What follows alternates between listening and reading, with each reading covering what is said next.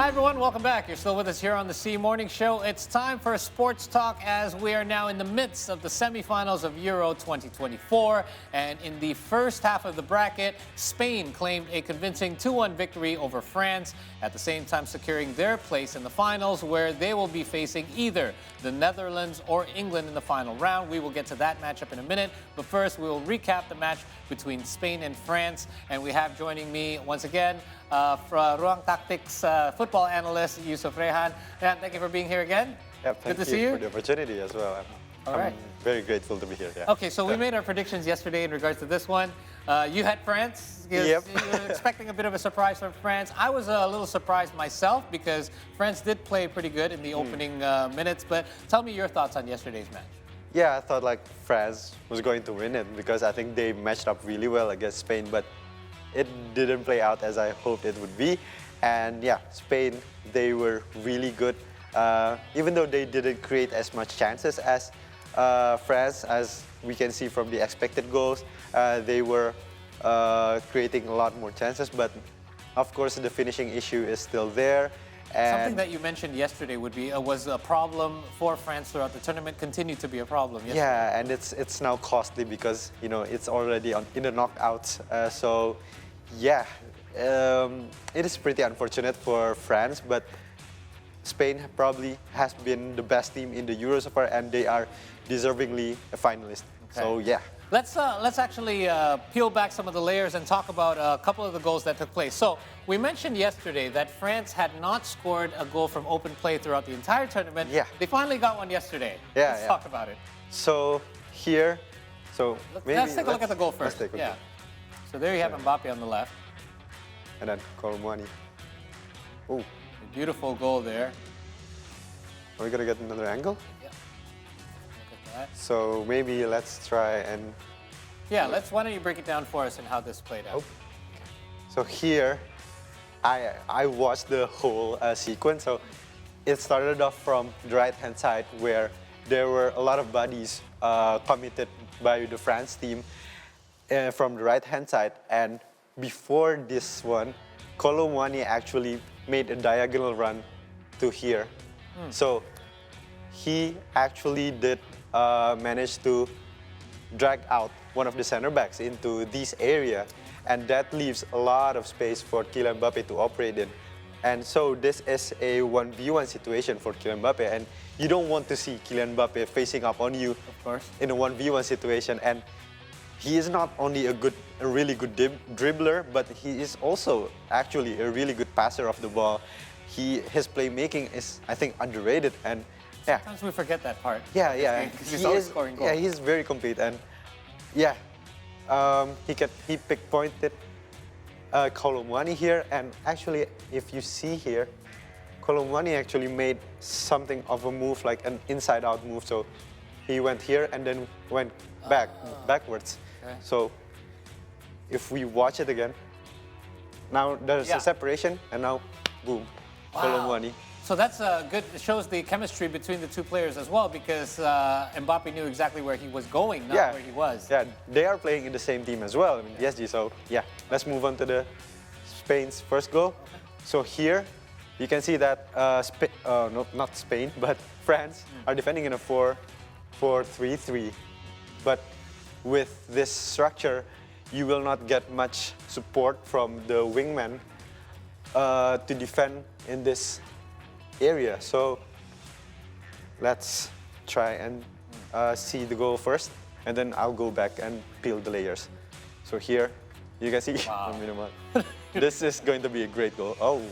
Wow. Several yards outside of the box, the 16-year-old wonder kid from Barcelona. Wow. Have we mentioned that he's 16? Yeah, I mean, he's by the way, we mentioned earlier the youngest goal scorer now in Euro history, if we're not mistaken. Okay, so here, the thing here is that Lamine Yamal, who is usually operating in this area, right, he moves inwards into helping to overload the midfield area. So here, basically, there's a 3v2 like in this area, and you're not gonna get a lot of help from Mbappe. so he's not going to go there. And this means that he leaves out the space for, as you can see here, there's a head, Jesus Navas. He can, you know, try and operate in the space and keep him honest as well. So he is not able to fully mark Lamine Yamal here. And then, and this pass, by the way, I think. and then, yeah, I mean, This is what just- can you do about this? Yeah, I was just going to say, is there anything that France could have done? Because wasn't that just an outstanding goal? I mean, completely found the top shelf, left corner from so far out. I mean, like, there's nothing you can do about it, but you don't actually see Lamine Yamal often being there. This close. Okay, this on the inside. On the, middle. Yeah. And this is, I think, the instruction from Luis de la Fuente. So now, let's go to Go to the next goal. Yeah, next goal. So this is the one that put it away. By the way, that second goal happened just minutes after France's goal. Yeah. And this happened within minutes of each other, like 4 minutes later. It was only like 25 minutes, and it's already 2-1 up. So Okay. yeah, Dani Olmo has been one of the best players recently so far. But here, I want to talk about, again, the structure. You can see that the same thing. You can see the right back being high, and Lamine Yamal actually playing like in the middle. Right. And that causes, like, there's a triangle here, and it makes difficult for this, not the France midfield to contain it. And here, Is Let's France play. playing a 4-4-2 here? Or I think like this is just a transition, I so see. it's not a settled. Right. And here, he will make the movement because he knows, Dani Olmo knows that their momentum is going here because Lamine Yamal is currently, He's so far inside. and he's dribbling towards here. And then Dani Olmo, he uses the momentum to gain a separation. And then, yes, he received it. And now, because Lamine Yamal is there, he is now, Jesus Navas can go really aggressive on the overlaps. Again, so much space for Navas to operate here Yeah, on the right, and like you mentioned. he is a really good crosser of the ball. And if he didn't even get it to the teammates, he still can put it in dangerous positions, right? Okay. Because, yeah, like this is already like an optimal position to create chances in. And the rebounds, luckily, got into Dani Olmo. Okay, there we have a look at the attempted cross. Now, But yeah, probably Rabiot and Tchouaméni could have done better, but that's just technique. is that a poor clearance as well when we talk about the ball that was deflected first? Not that deflected, not that deflection, but if we look at the first attempted cross by Navas, when it goes, here we have the like right here, this clearance attempt. I mean, it put it basically right into Olmo. I mean, in the middle. Is that a poor attempt to clear if you're trying to clear out near this space as opposed to out wide? I mean, that would be risky. Like, probably the most like safest thing is try to clear it not in that way, but Correct. probably like out of play. Up to the side. But yeah, I mean, that's just technique from Dani Olmo. I think that's just composure.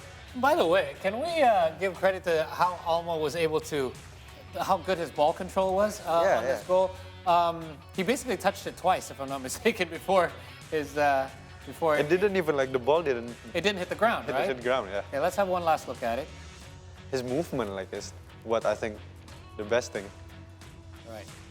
One touch there, and then the second before his shot Yeah. attempt. Now, I mean, obviously that took a deflection into the net, but again, getting himself such a good opportunity there. Yeah, and here he created like a little separation, but that's what matters. Like just a little bit of separation, and yeah, you're good. Like, of course, with Dani Olmo as well, a technically really good player, he can create something out of nothing. And clearly, you can see that he was showing that he was asking for the ball as well. So even if that wasn't the play that played out, he was already open. Yep. And there he was. Look how much space he had.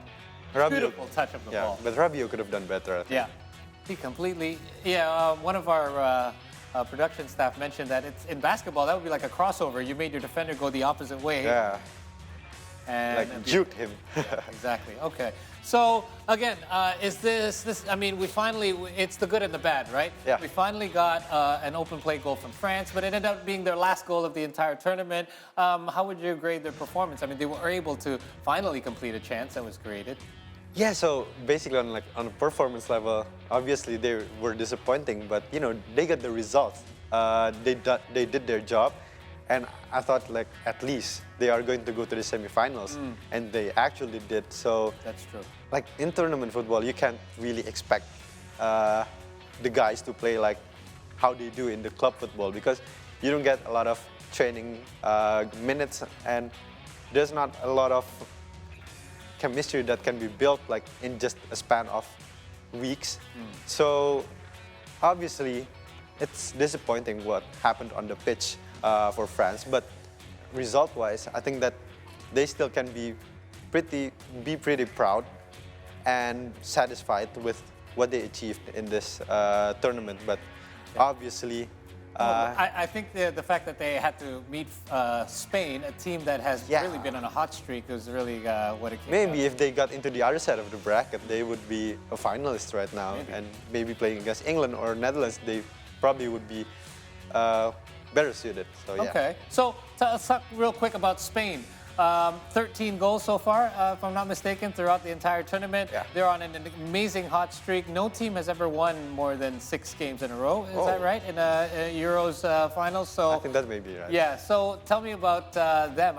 Is there anyone that can stop them?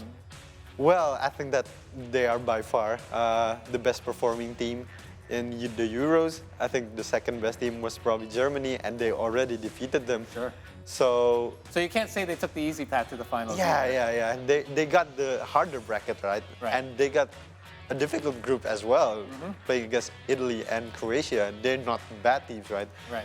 So yeah, Luis de la Fuente has done wonders for this team, and I think Lamine Yamal, of course, one of the star players, being only 16. Have we mentioned that he's 16? It's amazing. I'm so glad he's on Barcelona, by the way. Yeah, and yeah, I think Spain has really found the right balance in this team.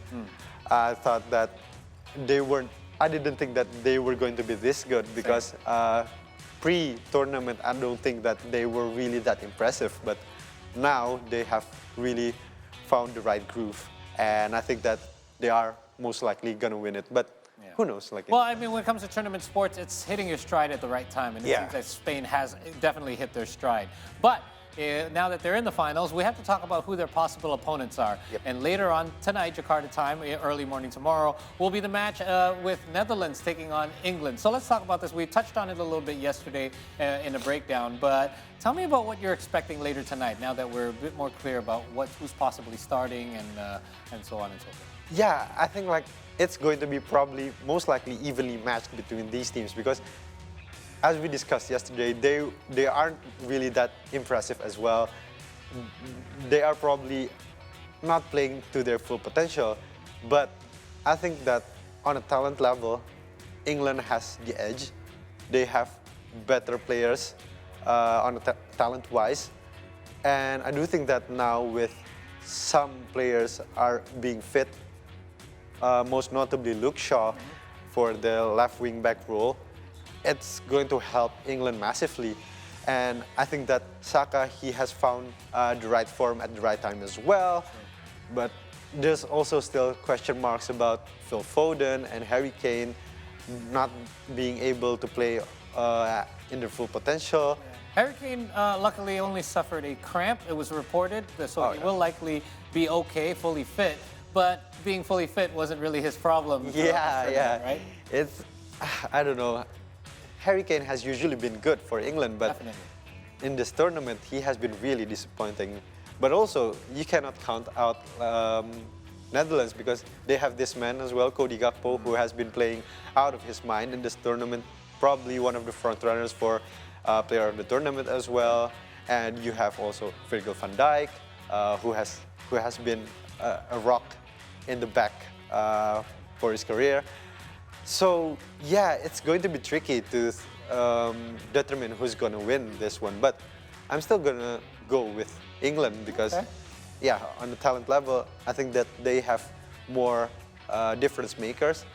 I do think that they are in tournament they are more experienced because we cannot forget that they have qualified for the semifinals in the 3 of the last 4 Definitely. major tournaments. So you can criticize Gareth Southgate all you want, and I did that too. But the results show that. But his record is pretty good. Yeah, his record in major tournaments is pretty good. So Yeah.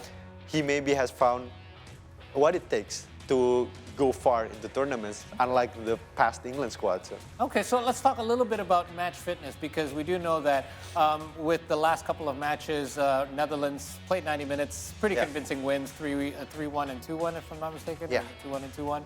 And then, meanwhile, England had been taken to extra time. They were actually against Slovakia, against Switzerland, they had to play in a penalty shootout. So how does this play in, do you think, in regards to match fitness? One side has had to play a lot more than the other. Yeah, of course, that's going to play a major role in this tournament. But it's not that even if a team does play like 120 minutes all the time, it doesn't mean that they are going to be greatly affected. Okay. Even though there's probably some effects on there. So, but like Croatia in 2018, they played pretty much all the knockout tournaments, the knockout games through extra time, but they made it into the final as well in the end. So, yeah. But of course, Netherlands is going to be, yeah, they're going to be more fit, especially not playing extra time in the tournament. But, you know, I don't think that there is going to be that big of an issue because they are athletes as well, so yeah. Okay. Who do you think has more pressure going into this match? Because I know, I seem to see, like even looking through social media, it seems that England has like the world on their shoulders going into this one, being expected to bring it home, if you will. Do you think that England has more pressure going into the semifinal compared to the Netherlands? Of course, with the media as well in England, they are pretty aggressive, I would say, on their own team. Critical, right? Different critical, yeah. Yeah. So England has probably got more pressure, and this is also because they are like in their golden generation as well. True. There are a lot of world-class players in that team, and Netherlands, I think that they are already pretty satisfied with qualifying to the semifinals. I think that they weren't really expected to go far because this is not the best edition of the Netherlands team, and coming into the tournament as well, no one really actually said that they are one of the front runners for this tournament. So yeah, England has got more pressure definitely on them, and yeah, it depends on them if they can, you know, call those doubters out there. Okay, all right. So we talked a little bit before our discussion. You have England. Can I get a score from you, a predicted score? I'll probably say like a 1-0. Regulation or extra time? Regulation. I think Saka is going to go. Ooh, okay. I'm going to say 2-1 for the Netherlands. We kind of discussed what the predictions for yesterday's match was. So I've got one up on you with Spain. So let's see if I can make it 2-0. Raihan, thank you so much for coming by. And we will obviously meet again before the finals of Euro 2024. Okay. And hopefully be able to talk about this matchup as well, the results. So we will bring you all of the results and highlights on tomorrow morning's program. But in the meantime, we're going to take one final break here on the C Morning Show. But when we return, we'll have more entertainment news before we wrap things up. Stay tuned.